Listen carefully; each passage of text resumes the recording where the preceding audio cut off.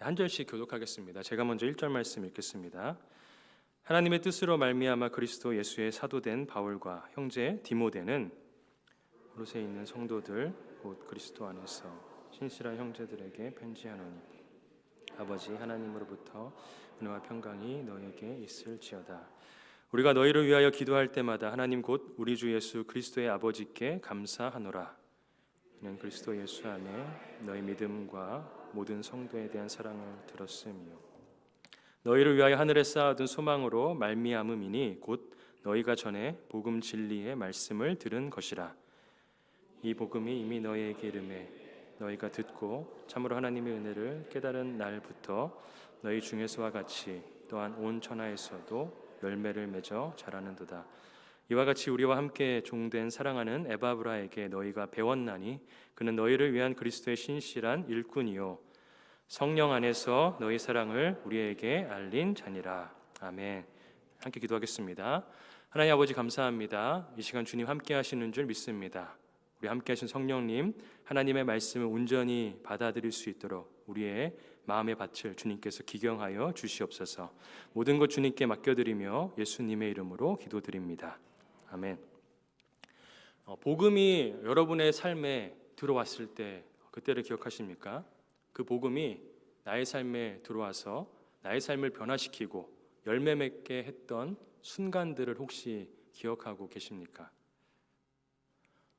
복음은 한 사람의 인생을 변화시킵니다. 오늘 본문인 골로새서를 기록한 바울의 삶이 그랬습니다. 우리가 잘 아는 대로 바울은 그가 예수님을 믿기 전에는 예수 믿는 자들을 박해하던 사람이었습니다. 그러나 복음을 깨달은 날부터 그는 어떤 삶을 살게 되었습니까? 오늘 보면 1절 말씀을 보시면 바울은 자신을 이렇게 소개합니다. 하나님의 뜻으로 말미암아 그리스도 예수의 사도된 바울. 이제는 누구보다도 더 적극적으로 예수님을 증거하고 전파하는 사도로서의 삶, 그 삶으로 변화되어 살아가게 되었습니다. 그러면 바울이 복음을 전파했던 곳들은 어땠습니까? 대부분의 도시들, 에베소, 고린도, 갈라디아와 같은 이런 지역들은 그 당시 다 우상을 열렬하게 섬기던 곳이었습니다. 하나님과는 전혀 상관없는 삶을 살아가는 이방인들이 대다수를 형성하고 있었던 도시들이었습니다. 그런데 복음이 전파된 그곳에 예수를 믿는 교회라는 열매가 맺어지게 되었습니다. 세상 어느 곳이건 그곳이 아무리 어둡다 할지라도 세상 누구라도 그 마음이 아무리 어둡고 단단해지고 깨져 있다 할지라도 이 복음이 그곳에 임하면 그 복음 안에 담긴 하나님의 은혜, 예수 그리스도의 사랑이 새로운 삶의 열매를 반드시 맺어지게 할 줄로 믿습니다. 오늘 본문 6절 말씀입니다. 이 복음이 이미 너희에게 이르매 너희가 듣고 참으로 하나님의 은혜를 깨달은 날부터 너희 중에서와 같이 또한 온 천하에서도 열매를 맺어 자라는도다. 누군가의 삶에서나 어떤 세상에서나 정말로 복음이 작동된다면, 제대로 작동된다면 우리가 상상할 수 없을 정도로 정말 안 바뀔 것 같은 사람도, 정말 안 바뀔 것 같은 세상도 놀라운 성장과 변화의 열매를 주 안에서 맺을 수 있게 되는 것입니다. 이것은 단순한 꿈이나 희망사항의 이야기가 아닙니다. 그렇다고 또한 성경 속에서만 기록되었던 옛날 이야기도 아닙니다. 이 역사를 돌아보면 18세기 초중반 영국과 미국에서는 이 복음이 제대로 작동되었을 때에 놀라운 영적 대부흥이 일어났었습니다. 조지 휘필드나 조나단 에드워드 같은 인물들이 중심이 돼서 당시 많은 사람들 안에 무너졌던 신앙이 다시금 복음으로 말미암아 회복이 되었고, 나아가 믿지 않는 많은 사람들이 주님께 돌아오는 역사가 일어났었습니다. 우리가 잘 아는 평양 대부흥도 마찬가지입니다. 그 당시 조선 땅은 사회적인 혼란과 문제들로 인해서 여러 가지 어려움 속에 놓여 있었습니다. 그런데 복음만이 해결 책임을 이 복음 대부흥회를 통하여서 알게 되었고, 그래서 이 복음이 한국 땅 전반적으로 확산되는 계기가 되었습니다. 이러한 영적인 회복은 이후에 그냥 예수 믿는 사람들 안에서의 영적 부흥으로만 그쳤던 것이 아니라 사회적으로도 시대적으로도 그 흐름의 변화를 가져오게 만들었습니다. 단적인 예 하나로 영국의 대부흥 이후에 윌리엄 윌버포스와 같은 사람은 기독교인들, 이 복음의 가르침에 따르는 사람들과 함께 모여서 인간의 존엄성을 추구하고 그에 따라서 노예제를 불법화하고 폐지하는 데 굉장히 중요한 역할을 끼쳤습니다. 이러한 복음의 작동들이 개인의 영적인 삶뿐만 아니라 사회 전반적으로 긍정적인 영향들을 미쳤던 것입니다. 한국에서도 이 복음의 가르침을 따라서 기독교인들에 의해서 혹은 교회에 의해서 병원이나 학교들이 많이 세워지게 되었습니다. 그 사회를 보다 건강하고 발전된 곳으로 만들어가게 된 계기가 되었습니다. 무엇이 그렇게 했습니까? 바로 우리가 알고 믿고 있는 이 복음이 그러한 모든 것의 시발점이 되었던 것입니다. 그런데 오늘의 이 시대, 우리가 지금 살아가고 있는 지금 이 세상의 모습은 어떠하다라고 생각하십니까? 제가 앞에서 말한 이 모든 것들이 그냥 과거의 이야기, 엿삭 속의 한 자락으로만 있는 사진 한 장 같은 그런 느낌으로 다가오고 있지는 않으십니까? 오늘날 우리 삶 가운데 정말 복음이 제대로 작동해서 지속적으로 변화의 열매들이 개인의 삶과 이 사회 전반적으로 많이 맺어지고 있다라고 생각하십니까? 안타깝게도 세상의 많은 유혹들과 방해들로 인해서 복음의 열매가 개인의 삶에서 이제는 많이 사그라진 것처럼 보여집니다. 제 자신을 돌아볼 때도 이 복음이 정말로 내 안에서 제대로 작동하는 것이 맞나 생각이 들 정도로 말과 행동에 있어서 무너지는 모습을 볼 때가 많이 있습니다. 세상을 바라보면 이제 세상에서는 더 이상 복음의 열매가 맺어지지 않을 것 같아 보이는 현실에 깊은 아쉬움이 나오기도 합니다. 한국이나 미국이나 유럽 땅이나 교회가 더 성장한다는 이야기보다는 사회 속에서 오히려 교회가 천대받는, 그리스도인들이 천대받는 그러한 시기 속에 살아가고 있음을 우리가 보고 있습니다. 그럼 이러한 상황들을 어떻게 다시 이 복음의 역할 그대로, 그래서 열매 맺는 방향으로 회복시킬 수 있겠습니까? 결국 답은 복음입니다.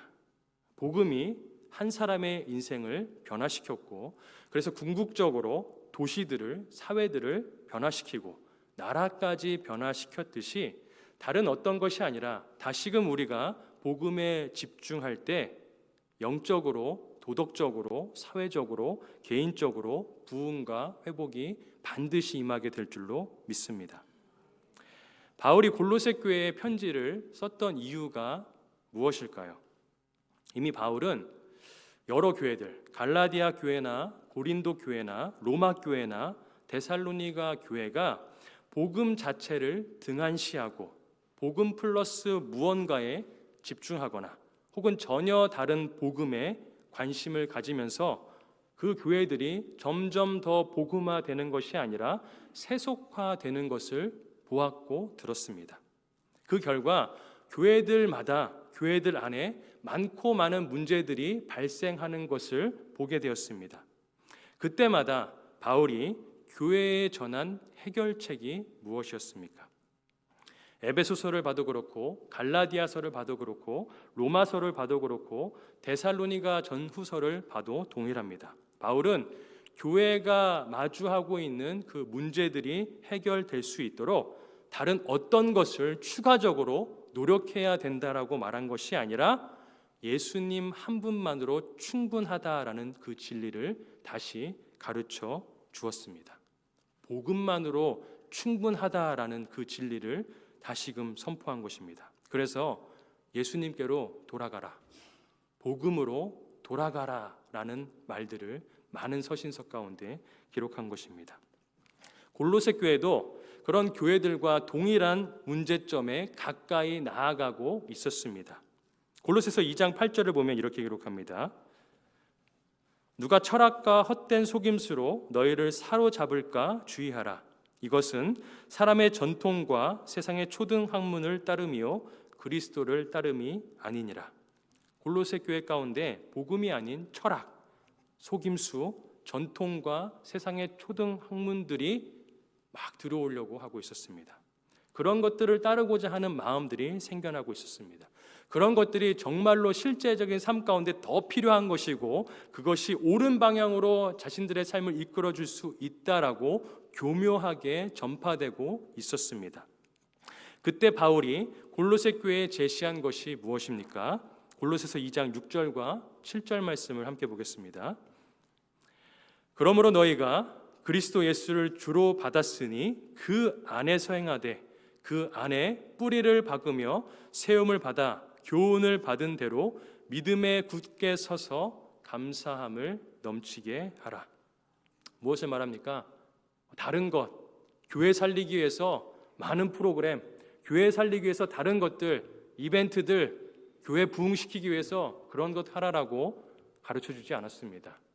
교회가 정말로 변화되고 성장되기 위해서 다른 것이 아니라 예수님께 집중하라라고 말합니다. 복음에 집중하라라고 말합니다.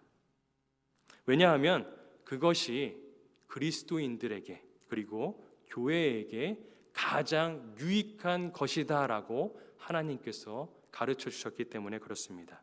히브리서 4장 2절 말씀을 보겠습니다. 그들과 같이 우리도 복음 전함을 받은 자이나 들은 바 그 말씀이 그들에게 유익하지 못한 것은 듣는 자가 믿음과 결부시키지 아니함이라. 복음이 문제가 있어서 예수님에게 문제가 있어서 내 삶이 변화되지 않고 성장되지 않는 것이 아니다라고 가르쳐주고 있습니다. 복음만으로 분명히 충분하다, 예수님만으로 분명히 충분하다라고 하나님께서 우리에게 가르쳐 주셨습니다. 그런데 왜 지속적으로 열매 맺어지지 않고 복음의 능력이 나타나지 않습니까? 왜냐하면 우리가 들은 그 말씀, 그 복음을 내가 가진 믿음과 결부시키지 않았기 때문에 그렇습니다. 내가 하나님을 향하여서 가지고 있는 믿음, 내가 붙잡고 있는 믿음, 내가 믿는다라고 말하고 있는 그 믿음과 우리가 들어서 알고 있는 이 복음이 서로 조합되지 않고 서로 함께 시너지를 일으키지 않다 보니까 복음 자체만으로도 모든 것들을 변화시키고 성장시킬 수 있음에도 불구하고 이것 가지고는 안 되지 않나라는 잘못된 후회와 판단들이 우리 마음 가운데 들어오게 되었다라는 것입니다. 오늘 본문 4절과 5절 말씀도 한번 보시기 바랍니다. 4절과 5절에 이렇게 기록합니다. 이는 그리스도 예수 안에 너희의 믿음과 모든 성도에 대한 사랑을 들었으며 너희를 위하여 하늘에 쌓아둔 소망으로 말미암음이니 곧 너희가 전에 복음의 진리의 말씀을 들은 것이라.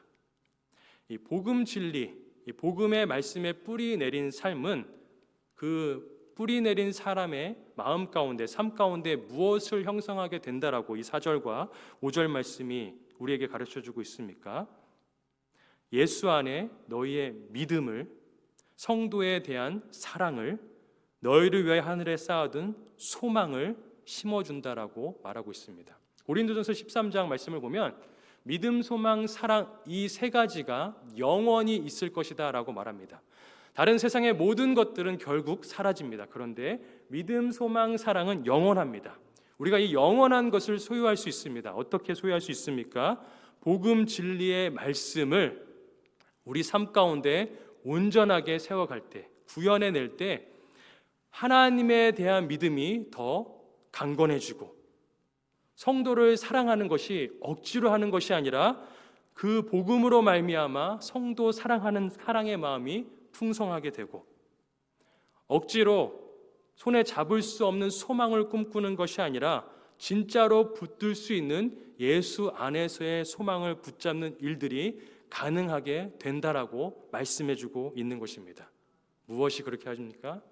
복음이, 예수님이 우리의 삶을 그렇게 변화시킬 수 있다라고 말씀해주고 있습니다. 그럼 반대로 복음 진리의 말씀을 우리의 믿음, 신앙과 결부시키지 않으면, 복음 진리의 말씀을 제대로 뿌리내리지 않으면 어떻게 되는 것입니까? 방금 설명드렸던 것과는 정반대의 모습이 발생하게 될 것입니다. 믿음도 점점 약해질 것이고 내가 왜 하나님 믿나? 라는 생각이 들게 될 것이고, 내가 구원받은 것은 맞나? 라는 생각이 들게 될 것입니다. 서로를 향한 사랑도 식어질 것입니다. 가정 가운데 불화가 일어날 것입니다. 왜? 교회 가운데 불화가 일어날 것입니다. 왜? 왜냐하면 그 안에 복음이 없고 그리스도가 없기 때문에. 분명히 주님은 복음만으로, 그리스도만으로 가정이 화평케 되고 성도 간에 화평이 임하게 되고 세상과 하나님 사이에 화목이 이루어질 수 있다라고 말씀하셨습니다. 하나님이 거짓말하시는 분이 아니시라면 하나님의 말씀대로 복음은 우리의 삶을 그렇게 성장시키고 변화시킬 수 있는 것입니다. 예수님은 우리의 삶을 반드시 변화시키시고 성장시킬 수 있는 것입니다. 그렇기 때문에 예수 그리스도와 복음을 등한시하는 삶, 내 삶에서 이것을 배제시키려고 하는 삶, 복음과 예수님을 내 삶의 파이 안에서 아주 작은 포션으로 두는 모습, 이러한 모습들이 내 안에 자리 잡아 가지 않도록 우리의 삶을 돌아봐야 하는 것입니다. 복음의 뿌리를 다른 것이 아닌 내 신앙과 내 믿음에 온전히 내림으로 그 복음의 열매, 믿음이 굳세어지고 소망이 우리 삶 가운데 넘치고 사랑이 더욱더 풍성해지는 열매가 맺어질 수 있기를 예수 그리스도의 이름으로 축복합니다. 그럼 어떻게 해야 실제적으로 이 복음을 내 신앙과 내 믿음 안에 온전히 뿌리 내리게 할 수 있겠습니까? 그래서 지속적인 변화의 열매들을 내 삶 가운데서 맛볼 수 있겠습니까? 이를 위해서 우리가 회복해야 할 두 가지 측면이 있습니다. 오늘 말씀을 통해서 그 회복해야 할 두 가지 측면을 살펴보겠습니다.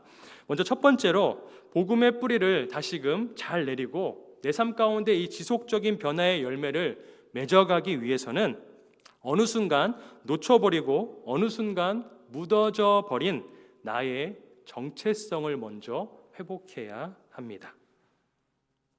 정체성이 무엇입니까? 많이 듣지 않습니까? 아이덴티티, 정체성이 무엇입니까? 자료를 찾아보니까 정체성과 관련된 한 정의가 있었습니다.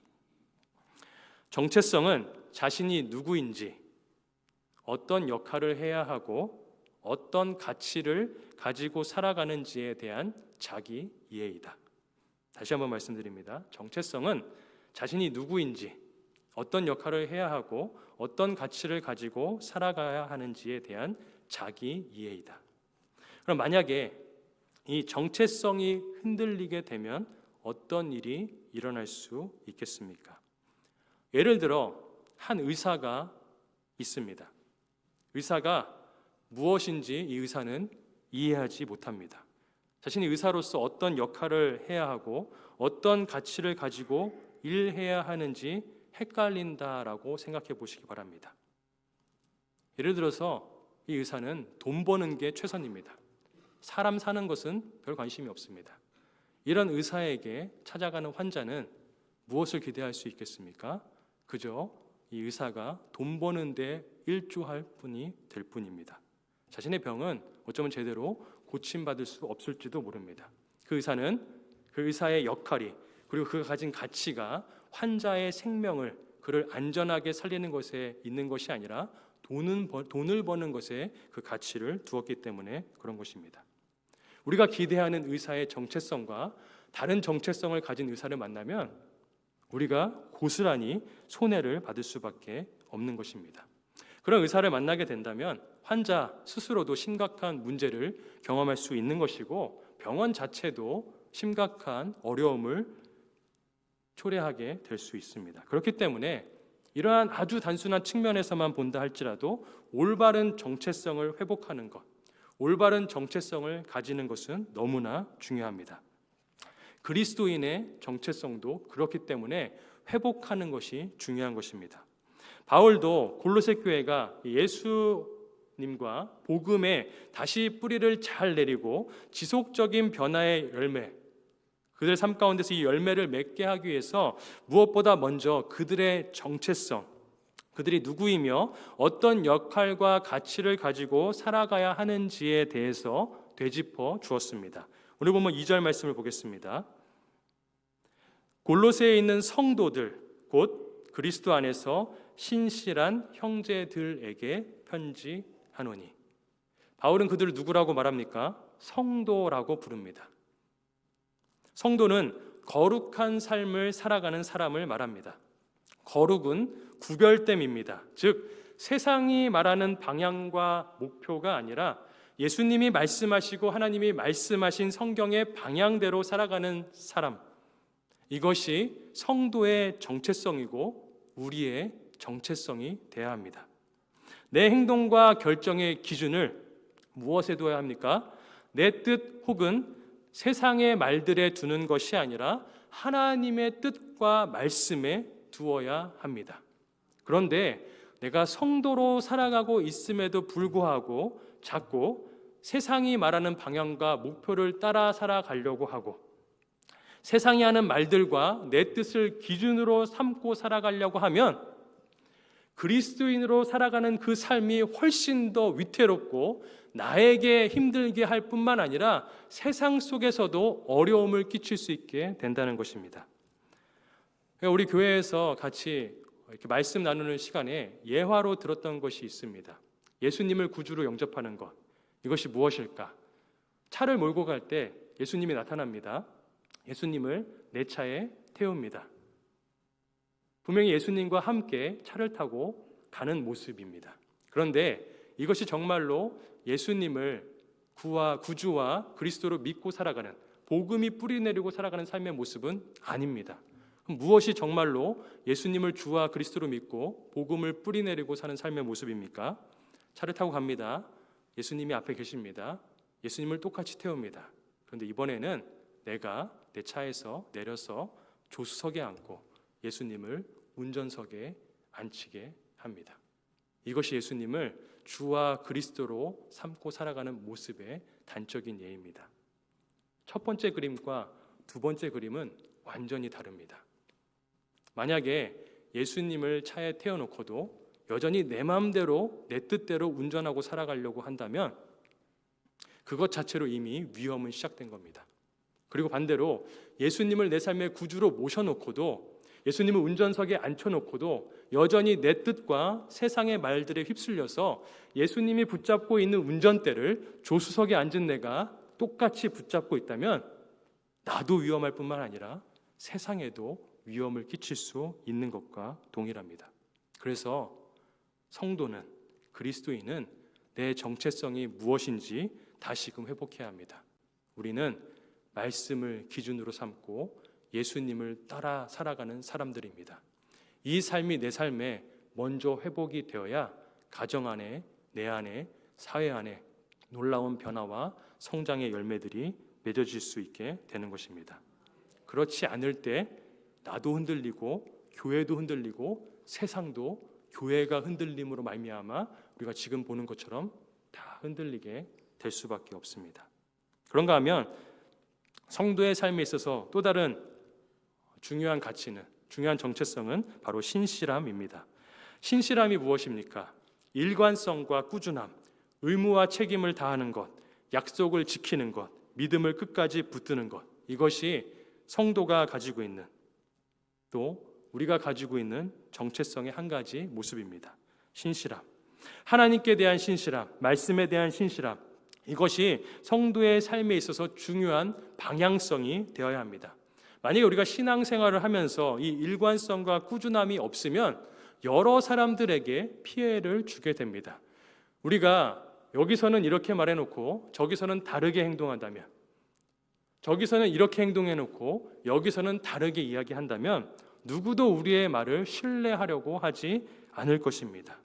일관성과 꾸준함을 놓쳐버리면 성도는 성도로서의 삶의 가치를 놓치는 것과 똑같습니다. 그래서 예를 들어 데살로니가전서 5장을 보면 이런 말씀이 있지 않습니까? 기뻐하고 기도하고 감사하라, 이렇게 하지 않았습니다. 항상 기뻐하고 쉬지 말고 기도하고 범사에 감사하라. 무엇을 말합니까? 일관성, 꾸준함을 말하는 것입니다.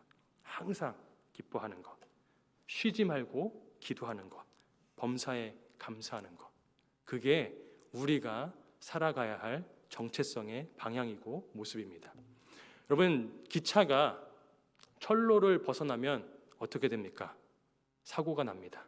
기차는 그 가진 정체성대로 철로 위를 달려야 합니다. 그때 가장 안전하고 놀라운 성장과 열매들을 맺을 수 있는 것입니다.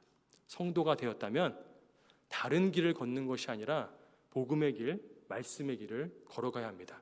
그때 교회가 흔들리지 않고 가정이 흔들리지 않고 내 삶이 흔들리지 않을 수 있습니다. 복음이 부족해서가 아니라 내가 이 복음을 내 믿음의 삶과 결부시키지 않았기 때문에 작동하지 않는 것처럼 보일 뿐입니다. 그렇기 때문에 다시 한번 우리의 삶을 복음과 예수 그리스도 위에 뿌리를 박을 수 있기를 간절히 축복합니다. 그런가 하면 복음의 뿌리를 다시 잘 내리고 지속적인 변화의 열매를 맺기 위해 우리가 회복해야 할 두 번째 측면은 관계의 회복입니다. 요한복음 15장 5절 말씀을 보면 이렇게 기록합니다. 나는 포도나무요 너희는 가지라. 그가 내 안에 내가 그 안에 거하면 사람이 열매를 많이 맺나니 나를 떠나서는 너희가 아무것도 할 수 없음이라. 예수님 안에 거할 때만, 이 15장 4절 말씀은 예수님께 붙어 있으라고 말합니다. 예수님 안에 거할 때만, 붙어 있고 떨어지지 않을 때만 열매를 많이 맺습니다. 그럼 예수님 안에 붙어 있다는 것, 거한다는 것이 무슨 의미입니까? 예수님과의 관계를 말합니다. 이 관계는 제가 지난번 설교에도 나눈 적이 있듯이 소통을 통해서 쌓아갈 수 있습니다. 하나님과 소통하는 방법은 다른 것이 없습니다. 좀 다른 것 좀 얘기하면 좋겠지만 하나님과 소통하는 방법은 다른 것이 없습니다. 오직 말씀과 기도뿐입니다. 그래서 바울도 계속해서 첫 번째로 무엇을 강조하고 있습니까? 5절 말씀 보시기 바랍니다. 너희를 위하여 하늘에 쌓아둔 소망으로 말미암음이니 곧 너희가 전에 복음 진리의 말씀을 들은 것이라. 믿음, 소망, 사랑이 쌓이는 것, 성도로서의 삶을 살아내는 것, 이 모든 것의 시작이 다른 것이 아니라 복음 진리의 말씀을 들음으로부터 시작된다라고 말하고 있습니다. 말씀이 기본이 되어야 합니다. 말씀이 내 안에 쌓이지 않고서는 어떤 것도 우리 삶에서 구현해낼 수가 없습니다. 어떤 사람들은 말씀 그거 다 알아야 되나? 라고 생각하실지도 모릅니다. 그런데 말씀을 읽고 배우고 하는 자리에 사명감을 가지고 나아가야 합니다. 내가 한두 개만 알고 있었을 때보다 여러 가지 많은 지식을 쌓을수록 내가 섬기고 있는 그러한 분야에서 훨씬 더 두각을 나타낼 수 있습니다. 이것이 기본적으로 세상도 돌아가는 원리입니다. 그렇다고 한다면 하나님과의 소통, 관계를 친밀하게 하기 위해서 말씀과 기도가 소통의 틀이라고 한다면 이 말씀의 깊이를 더욱 깊이 가져가는 것, 선택사항이 아니라 너무나 당연한 삶의 모습이 되어야 하는 것입니다. 말씀이 기본이 되어야 합니다. 마찬가지로 7절 말씀을 보시면 바울은 골로새 성도들에게 무엇을 리마인드하고 있습니까? 무엇을 다시 상기시키고 있습니까? 7절 말씀입니다. 이와 같이 우리와 함께 종된 사랑하는 에바브라에게 너희가 배웠나니 그는 너희를 위한 그리스도의 신실한 일꾼이요. 너희가 계속해서 하나님의 말씀을 배웠다. 그 배우는 것이 너무나 중요하다라는 사실을 그들에게 상기시켜 줍니다. 신실한 일꾼이었던 그에게 계속해서 말씀을 배우는 것이 골로새 교회가 마주할 수 있는 그 어려운 상황을 뚫고 나갈 유일한 통로가 될 수 있음을 바울이 가르쳐주고 있는 것입니다. 내 삶의 변화를 맛보시길 원합니까? 내 삶의 어려움들을 정말로 뚫고 가길 원하십니까? 그렇다면 내 상처와 내가 마주한 사건을 묵상하면 안 됩니다. 내 상처와 사건을 묵상해봤자 더 마음의 상처만 남게 되고 내 안에 불만과 불평과 원망만이 나오게 됩니다. 오히려 그때에 하나님의 말씀에 집중할 수 있기를 바랍니다. 주님의 말씀을 붙잡을 때에 거기로부터 우리를 성장시키고 변화시키는 놀라운 능력이 임하게 될 줄로 믿습니다. 그런가 하면 3절 말씀을 보시기 바랍니다. 우리가 너희를 위하여 기도할 때마다 하나님 곧 우리 주 예수 그리스도의 아버지께 감사하노라. 바울은 언제나 늘 기도합니다. 바울이 이렇게 늘 기도하는 이유는 무엇입니까? 바울은 어떻게 늘 이렇게 기도하는 사람이 될 수 있었습니까? 왜냐하면 바울은 자신의 삶에 위기나 어려움이 찾아왔을 때 그러한 위기와 어려움을 뚫는 것이 이 기도에 있다라는 것을 경험했던 사람이기 때문에 그렇습니다. 사도행전 16장 말씀을 보면 바울과 실라가 옥에 갇히게 됩니다. 그때 바울과 실라가 뭘 했을 것 같습니까? 기도합니다. 한밤중에 바울과 실라는 기도하고 하나님을 찬송하며 죄수들이 듣더라. 갑자기 큰 지진이 나서 옥토가 흔들리고 문이 다 열리며 모든 사람의 결박이 풀어지더라. 바울은 이러한 놀라운 일들을 기도를 통해 수많이 경험했습니다. 이 외에도 하나님께 기도할 때마다 하나님께서 하나님의 때와 뜻을 따라 응답하여 주셨던 기도의 열매들이 얼마나 많이 등장하고 있습니까? 우리도 그렇기 때문에 어려움과 위기를 헤쳐나가기 위해 다른 것이 아니라 하나님께 기도해야 할 줄로 믿습니다. 내가 지금 마음에 어려움과 답답함이 있다면, 해결되지 않는 문제가 있다면 내가 고민할 것이 아니라 이 문제를 하나님께 전심으로 기도해야 합니다. 그러면 하나님께서 반드시 들으시고 내가 생각한 것보다 더 큰 은혜로 그 상황들을 변화시켜 주실 줄로 믿습니다. 이 말씀과 기도를 통해 예수님과의 관계가 쌓여지게 되고 거기로부터 우리는 세상을 이길 놀라운 힘과 능력과 지혜의 열매들을 지속적으로 풍성하게 얻게 될 것입니다. 몇 가지 한번 적용해 보기 원합니다. 얼마나 이 기도를 일주일의 삶 속에서 잘 실천하고 계십니까? 그렇지 않다면 기도가 회복되는 자리로 나아올 수 있기를 바랍니다. 마찬가지로 지속적인 말씀의 배움이 중요한데 지속적인 배움을 위해 나는 지금 뭘 하고 있습니까? 아무것도 안 하고 있다면 하나님의 말씀을 배우기 위해, 듣기 위해 어디라도 그 자리를 찾아 나갈 수 있는, 이렇게 말씀을 듣는 자리에 나온 것처럼 하나님의 말씀이 있는 곳이라면 어디라도 나아갈 수 있는 저 우리 모든 성도님들 될 수 있기를 간절히 바랍니다. 마틴 로이드 존스 목사님이 쓰신 글로 말씀을 마무리합니다. 복음이야말로 오늘날 세상이 가진 유일한 희망이기 때문입니다.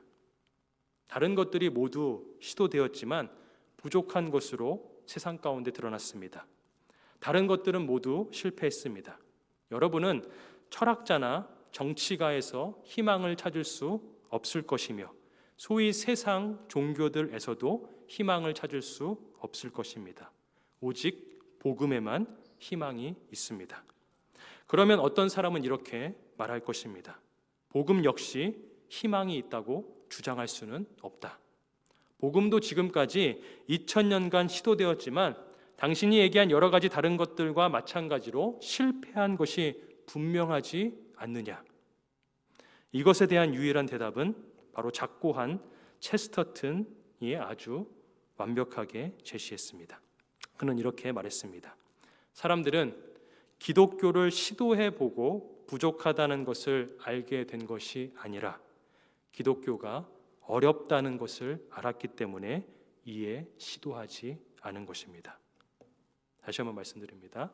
사람들은 기독교를 시도해보고 기독교가 부족하다는 것을 알게 된 것이 아니라 기독교가 어렵다는 것을 알았기 때문에 아예 시도하지 않은 것이다. 복음만이 희망인 줄로 믿습니다.